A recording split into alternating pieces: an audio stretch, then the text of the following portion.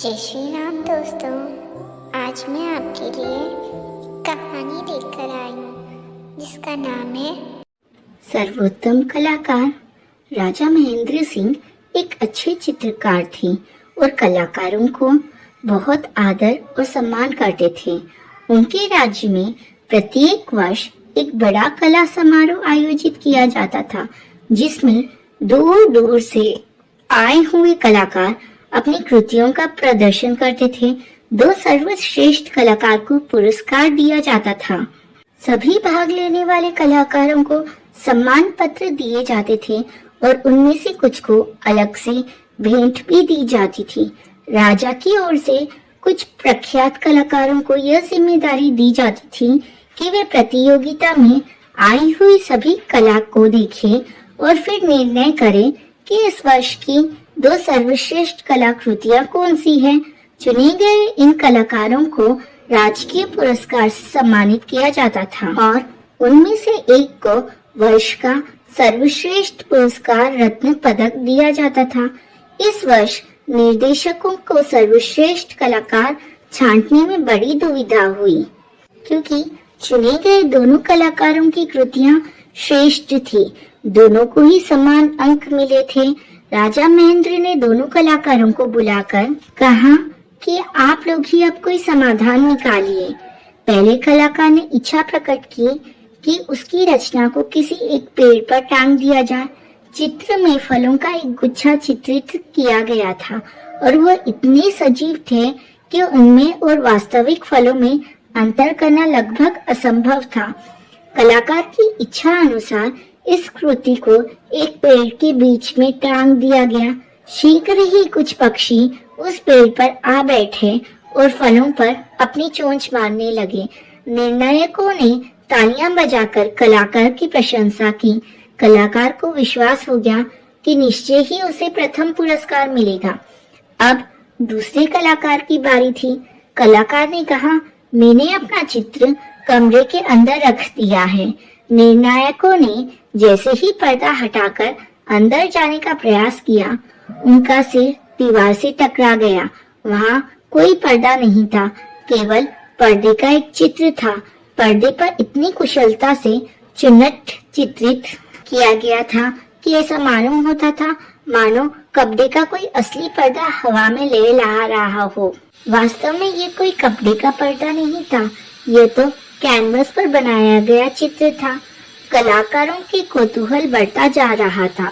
निर्णायक एक बार फिर चिंता में डूब गए। तभी राजा महेंद्र स्वयं आगे आए और उन्होंने घोषणा की कि पहले कलाकार के चित्र ने चिड़िया को धोखा दिया, किंतु दूसरे कलाकार के चित्र से तो स्वयं निर्णायक धोखा खा गए।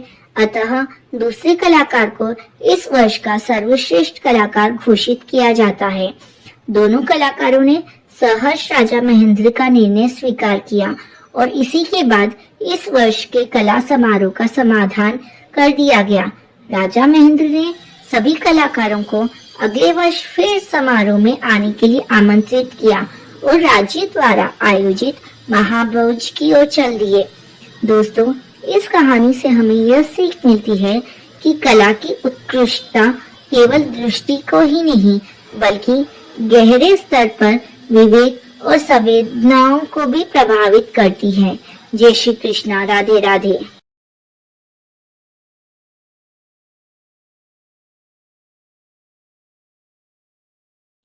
लालची बंदर। कहते हैं कि कोई भी व्यक्ति जितना उसके पास है, उससे वह संतुष्ट कभी नहीं होता। उसे सदैव और अधिक की भूख लगी रहती है। कई बार और अधिक के लालच में उसे जो है वो भी खोना पड़ता है या फिर कुछ और नई परेशानियों का सामना करना पड़ जाता है। ऐसा ही कुछ एक लालची बंदर के साथ हुआ। जंगल के अधिकांश बंदरों पेड़ों पर लगे प्राकृतिक फलों को खाकर बहुत खुश थे। एक बंदर ऐसा भी था जो जंगल के बाहर पाए जाने वाली वस्तुओं का आनंद लेना चाहता था। वो जंगल से बाहर निकलकर एक पास के शहर में आ गया। शीघ्र ही वो एक किसान के घर के पास पहुंच गया। उसने घर की खुली खिड़की से देखा कि कमरे में एक जार में कुछ भुनी हुई मूंगफली रखी हुई है। मूंगफलियों की खुशबू से उसका मन ललचा उठा। वो तुरंत ही खुली खिड़की से कमरे के अंदर दाखिल हो गया और अंदर घुसकर उसने इधर उधर देखा। वहां कोई नहीं था। तब उसने तुरंत अपना हाथ सुराही नुमा जार में डाल दिया। उसने अपनी मुट्ठी मूंगफलियों से भर ली और अपना हाथ बाहर निकालने की कोशिश करने लगा, लेकिन बंद मुट्ठी जार से बाहर नहीं आ रही थी। किंतु बंदर मूंगफलियां छोड़ने को तैयार नहीं था। वो जंगल से इतनी दूर जो आया था और वो खाली हाथ वापस जाना नहीं चाहता था। उसने अपनी मुट्ठी बाहर निकालने की बहुत कोशिश की, किंतु छोटे मुंह के जार से बंदर मुट्ठी बाहर नहीं निकाल रहा था। इसे खींचातानी में बंदर का जार समेत धड़ाम से नीचे गिर पड़ा, परंतु जार टूटा नहीं। शोर सुनकर बाहर बैठा किसान तुरंत कमरे के अंदर आ गया। बंदर चाहता था तो मुट्ठी खोलकर अपना हाथ बाहर निकाल सकता था और आसानी से खिड़की के रास्ते वापस जंगल की ओर भाग सकता था, किंतु लालची बंदर मूंगफलियों का मोह नहीं छोड़ पा रहा था। किसान ने कई बार भाग भाग कर कहकर शोर मचाया, किंतु लालची बंदर भागने का मन नहीं बना पा रहा था। किसान को अब गुस्सा आ गया। उसने 2 बेंट बंदर की पीठ पर मारी। अब बंदर के पास कोई चारा नहीं बचा था। उसने मुट्ठी खोलकर मूंगफलियां गिरा दी और हाथ बाहर निकालकर खिड़की से बाहर कूद गया। मूंगफलियां तो नहीं मिली, पर लालची बंदर को पीठ पर 2 बेंटों की मार जरूर मिल गई थी।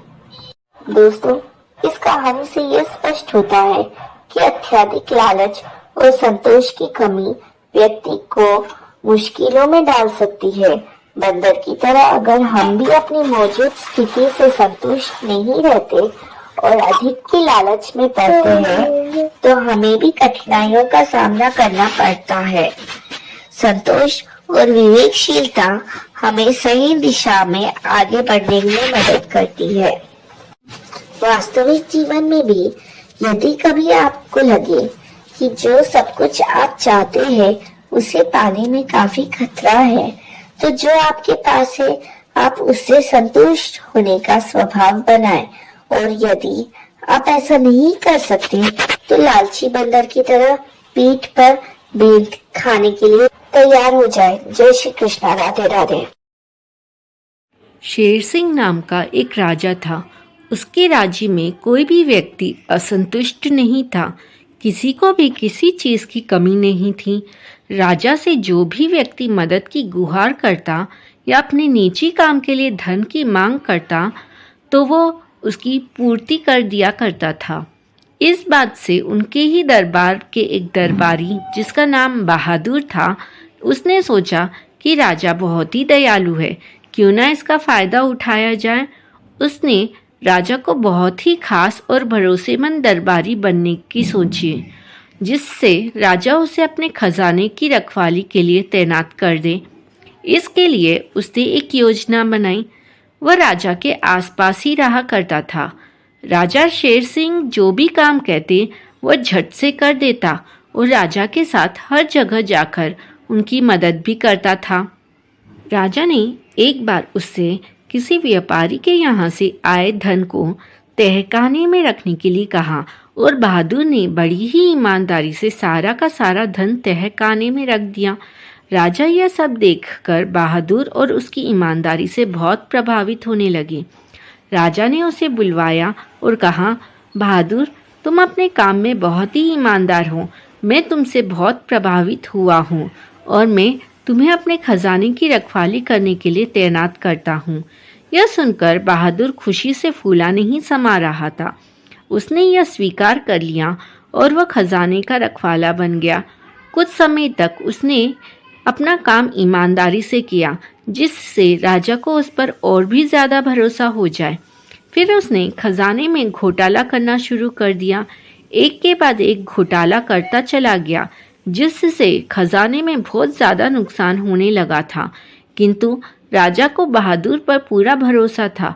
उसे लगा कि कोई और है जो उसके खजाने में घोटाला कर रहा है। उसने अपने सैनिकों से इस घोटाले के बारे में पता लगाने को कहा। सभी लोग उस घोटाला करने वाले आदमी को खोजने लगे। कुछ दिनों बाद पता चला कि यह सब घोटाला कोई और नहीं बल्कि बहादुर ही कर रहा था।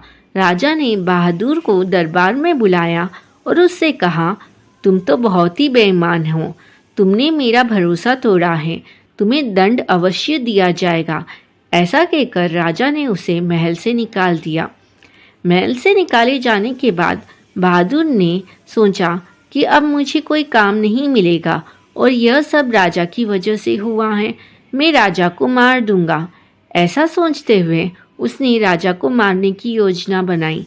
वो छुपके से छिपते हुए महल के अंदर घुस गया और किसी तरह वो महल के रसोई घर में पहुंचकर उसने राजा के खाने में जहर मिला दिया, जिससे राजा की मृत्यु हो जाए। किंतु राजा बहुत दयालु था। उसने यह खाना गरीबों को बांटने का ऐलान कर दिया। बहादुर ने जब यह सुना तो वो डर गया। उसे लगने लगा कि मैं तो राजा को मारना चाहता था, लेकिन ये क्या? यह खाना मासूम और गरीब लोगों को खिलाया जाने वाला है, किंतु मैं उन सब की मृत्यु नहीं होने दे सकता। तब वो राजा के पास गया और उनसे कहने लगा कि राजन, यह खाना गरीबों में मत बांटिए, इसमें जहर मिला है। मुझे क्षमा कर दीजिए। मैं लालच में आकर यह गलत कदम उठा बैठा। राजा के अच्छे स्वभाव के कारण उनकी जान भी बच गई। बहादुर भी उनके इस आचरण से बहुत प्रभावित हुआ और उसने राजा को दिखाए गए रास्ते पर चलने का फैसला किया। एक जंगल में एक शेर रहता था। उस शेर का एक दोस्त था चूहा। एक बार शेर जंगल में एक पेड़ के नीचे बैठकर आराम कर रहा था। तभी उसके पैर में उस चूहे ने काट दिया। शेर को बहुत गुस्सा आया। शेर ने कहा, तेरी मौत आई है क्या, जो आज जंगल के राजा के पैरों में काट रहा है? चूहा कहता है, दम है तो मुझे पकड़ के दिखा। शेर चूहे के पीछे दौड़ लेता है। दौड़ते दौड़ते बहुत दूर जाने पर चूहा कहता है, रुको शेर भाई। तब शेर कहता है, क्यों, क्या हुआ? निकल गई सब हेकड़ी? मरना ही था तो मुझे इतना क्यों दौड़ाया? अगर मैं तुम्हें नहीं काटता तो तुम मेरे पीछे नहीं आते, और अगर तुम मेरे पीछे नहीं आते तो तुम यहाँ नहीं सर्कस में करतब दिखा रहे होते। इस पर शेर कहता है, वो कैसे?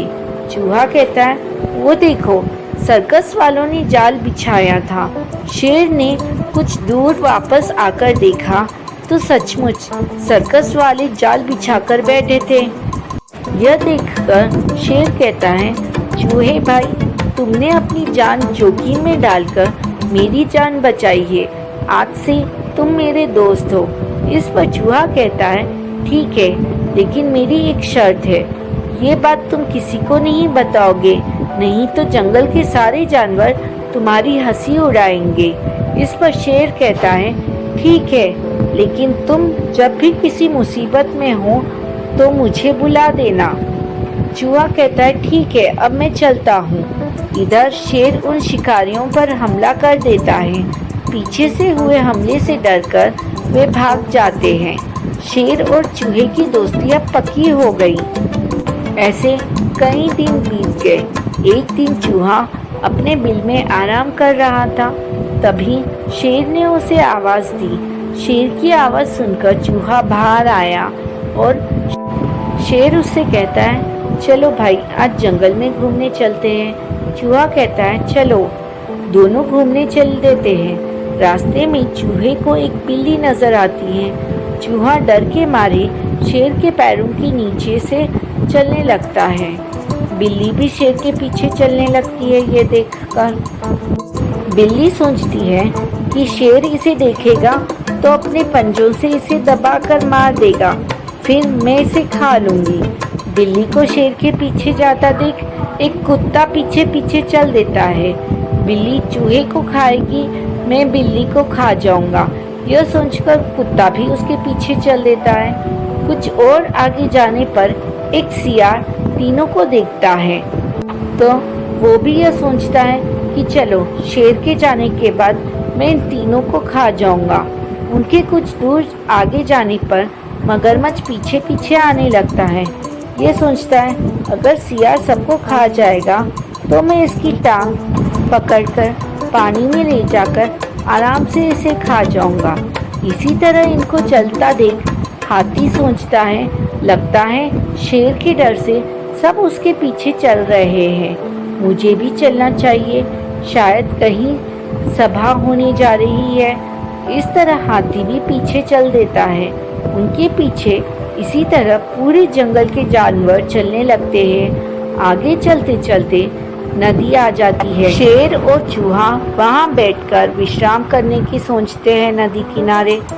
जब शेर पलटकर देखता है तो पूरे जंगल के जानवर उनका पीछा कर रहे थे। यह देखकर वो कहता है, अरे तुम सब हमारे पीछे क्यों आ रहे हो? सभी जानवर अपना अपना कारण बता देते हैं। शेर और चूहा दोनों हंसने लगते हैं। शेर कहता है, एक चूहे को खाने के लिए इतने बड़े जानवर लाइन लगाकर बैठे हैं। ये चूहा तो मेरा दोस्त है, खबरदार किसी ने इसकी तरफ आंख उठाकर देखा तो। इस पर चूहा कहता है, शेर भाई रहने दीजिए, मैं तो अपने बिल में ही अच्छा था। तब शेर कहता है, नहीं, आज से तुम कहीं भी घूमो, अगर इस चूहे को कुछ भी हुआ तो मैं इस जंगल के सभी जानवरों को खा जाऊंगा। सभी जानवर उसकी बात सुनकर डर जाते हैं। हाथी कहता है, लेकिन महाराज, हम में से आधे जानवर तो शाकाहारी है। हम यह सोचकर आए थे कि आप जंगल में सभी जानवरों की सभा करने जा रहे हैं, लेकिन आप तो इस चूहे के गुणगान कर रहे हैं। शेर कहता है, सुनो, इस नन्हे से चूहे ने एक बार मेरी जान बचाई थी, इसलिए ये मेरा दोस्त है। किसी को भी छोटा नहीं समझना चाहिए। शेर की बात सुनकर सभी जंगल के जानवर चूहे की तारीफ करने लगे। इसके बाद सभी जानवरों ने मिलकर यह फैसला किया कि आज से हम सब इकट्ठे एक दूसरे की मदद करेंगे और कोई भी किसी को भी नुकसान नहीं पहुंचाएगा। बहुत समय पहले की बात है। एक गांव में एक चरवाहा रहा करता था। उसके पास कई सारी भेड़ थी जिन्हें चराने वह पास के जंगल में जाया करता था। हर रोज सुबह वो भेड़ों को जंगल ले जाता और शाम तक वापस लौट आता था। पूरा दिन भेड़ घास चरती और चरवाहा बैठा बैठा ऊबता रहता। इस वजह से वह हर रोज खुद का मनोरंजन करने के लिए नए नए तरीके ढूंढता रहता था। एक दिन उसे एक नई शरारत सूझी। उसने सोचा, क्यों ना इस बार मनोरंजन गांव वालों के साथ किया जाए। यही सोचकर उसने जोर जोर से चिल्लाना शुरू कर दिया, बचाओ बचाओ, भेड़िया आया है, भेड़िया आया है। उसकी आवाज सुनकर गांव वाले लाठी और डंडे लेकर दौड़ते हुए उसकी मदद करने आए।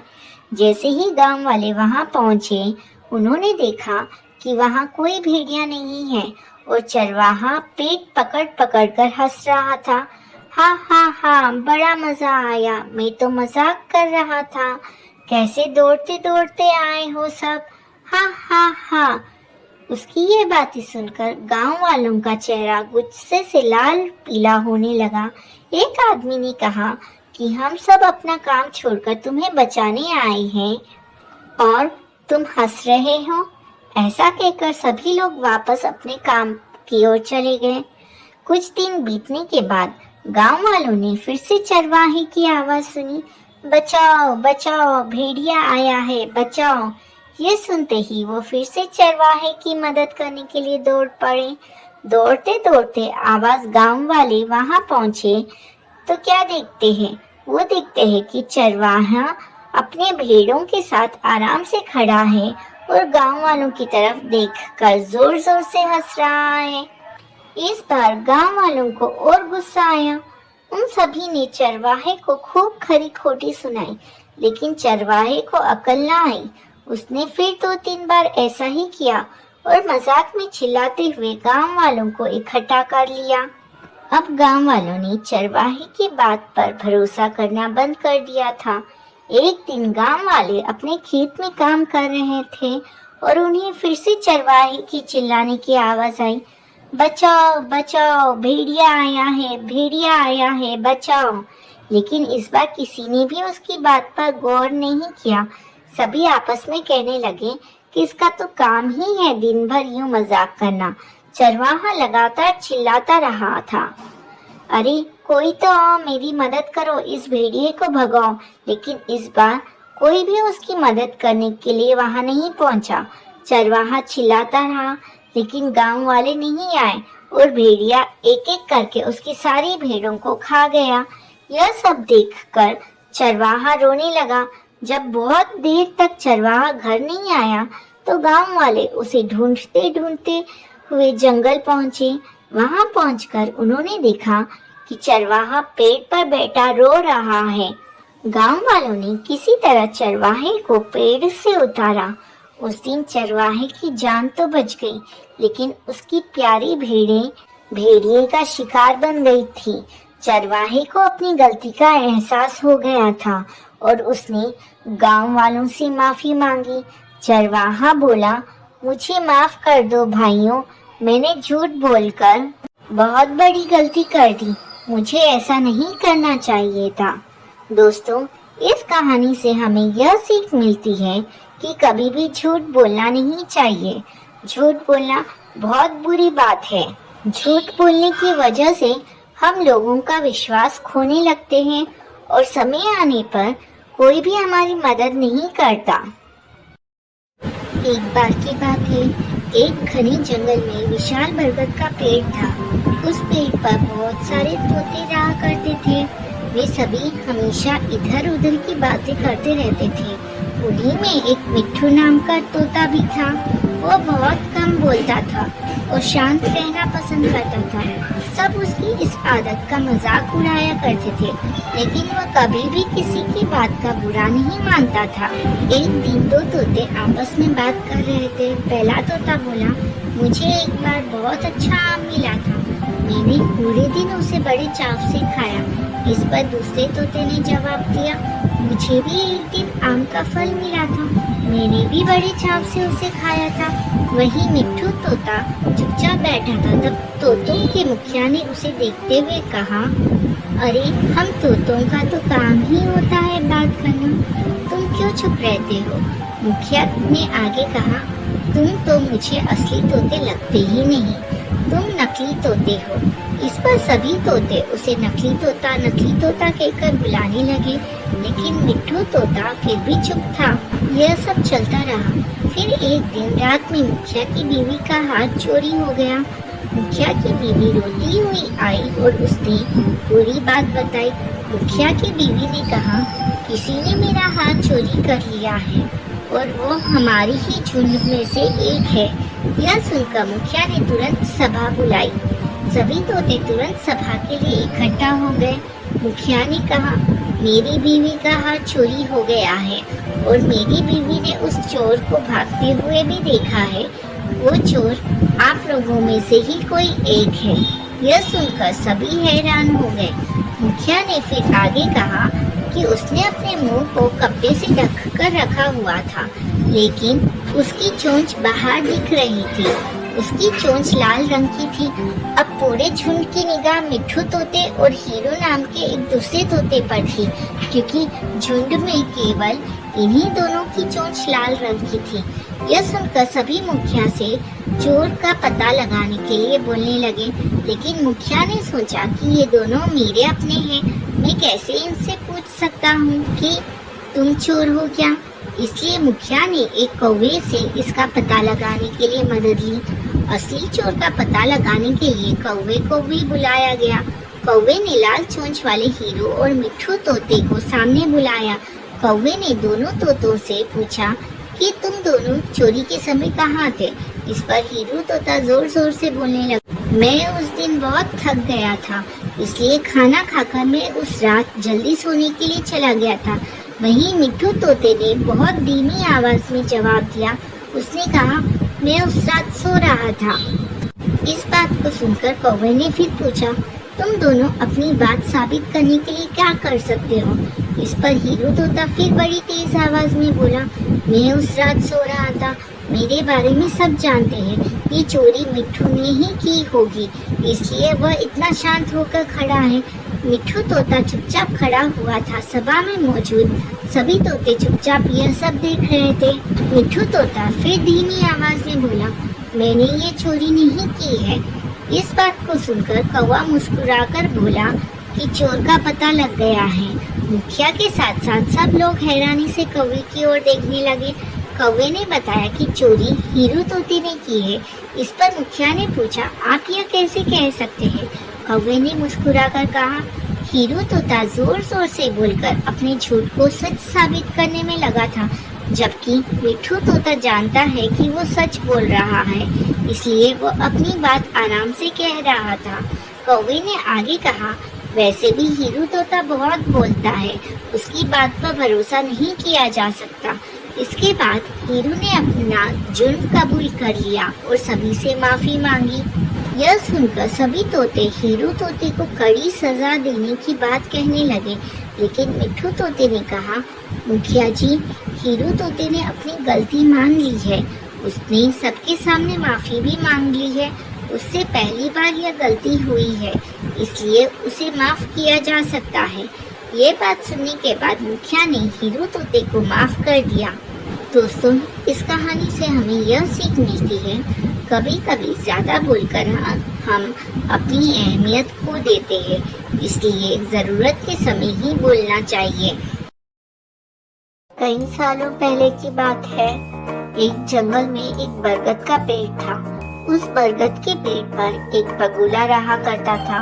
उसी पेड़ के नीचे एक बिल में एक सांप भी रहता था। वह सांप बड़ा ही दुष्ट था। अपनी भूख मिटाने के लिए वह बगुले के छोटे छोटे बच्चों को खा जाया करता था। इस बात से बेचारा बगुला बहुत परेशान था। एक दिन की बात है, सांप की हरकतों से परेशान होकर बगुला नदी के किनारे जाकर बैठ गया। बैठे बैठे अचानक उसकी आंखों से आंसू आ गए। बगुले को रोता हुआ देख नदी में से एक केकड़ा बाहर आया और बोला, अरे बगुला भैया, क्या बात है? यहाँ बैठे बैठे आंसू क्यों बहा रहे हो? क्या परेशानी है? केकड़े की बात सुनकर बगुला बोला, क्या बताऊं केकड़ा भाई, मैं तो उस सांप से परेशान हो गया हूँ। वो बार बार मेरे बच्चों को खा जाता है। घोंसला चाहे जितना भी ऊपर बनाओ, वो ऊपर चढ़ ही जाता है। अब तो उसके कारण दाना पानी लेने के लिए भी घर से कहीं जाना भी मुश्किल हो गया है।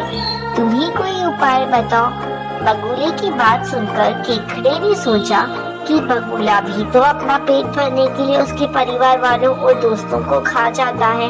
क्यों ना ऐसा कोई उपाय किया जाए कि सांप के साथ साथ बगुला का भी खेल खत्म हो जाए। तभी उसे एक उपाय सूझा।